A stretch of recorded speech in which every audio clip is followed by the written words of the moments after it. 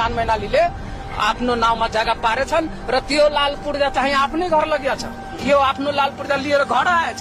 अनि केही दिनपछि उसको मम्मीले यो लाल पूर्जा 3 महिनापछि यो लाल पूर्जा डिस्ट्रिक्ट बन्धनको कागज हो भनेर यसलाई राख्नु, कसैलाई नदेखाउनु भनेर यसलाई दिएछ।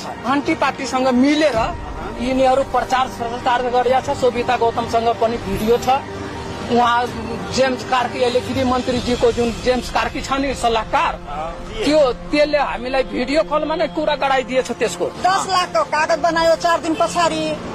तब 74 सालमा मेरो दाइ मेरो नाममा जग्गा गर्यो। ऊ आयो मलाई भन्नलाई के गरे थाहा भयो उसलाई। जरुर गाउँको मान्छेहरू हामीले बाँच्नु पनि गाह्रो बनाएकोले पैसा छ। समाजको मान्छे त पुरै भनेको होइन, धान कटाएर सबै लागेछ। पुलिस प्रशासन त्यही थियो, तर पुरै गाउँको मान्छेहरू छोराछोरीको के नहरले अहिले उनीहरू कमाइरहेछ, खायो। खास के हो भनेर निशान मैनालीको आमासँग यसले निर्मला पन्त मैनालीसँग 1.5 लाख रुपियाँ लिएको 72 सालमा। अनि 4 दिनपछि यसलाई लगेर 10 लाखको त मसुक बनाएछ पशुपति लिखनदासको नाउँमा। अनि त्यो चाहिँ फेरि जग्गा यसको नाउँमा 10 कट्ठा आयो नि 74/6/25 गते दाईको नामबाट यसको नाउँमा आएछ। अनि यसको पछाडि त्यो मान्छे चाहिँ हाम्रो घरमा आने जाने खाने पिने सबै निशान मैनाली पनि एकदम राम्रोसँग आएर खाने पिने सबै गर्थ्यो। अनि हित बनेर यसलाई अब डिस्ट्रिक्ट बन्धन गरिदिनु भनेर मालपोत कार्यालयमा साइकलमा बसाएर लगेको यसलाई निशान मैनालीले वडा कार्यालय घरबाटोको सिफारिस गराएर उतैबाट साइकलमा बसाएर मालपोत कार्यालय लगिया छ।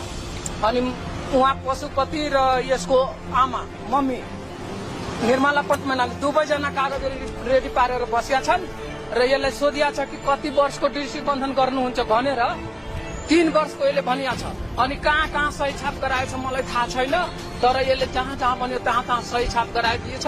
अनि त्यही दिन फेरि अर्को लाल पूर्जा यसैको नाउँमा 25 गते यसको दाइले गरेको लाल पूर्जा छ र 29 गते 4 दिनमा एउटा अर्को लाल पूर्जा पनि मालपोत कार्यालयबाट बनाएर निशान मैनालीले आफ्नो नाउँमा जग्गा पारेछन् र त्यो लाल पूर्जा चाहिँ आफ्नै घर लगिया छ।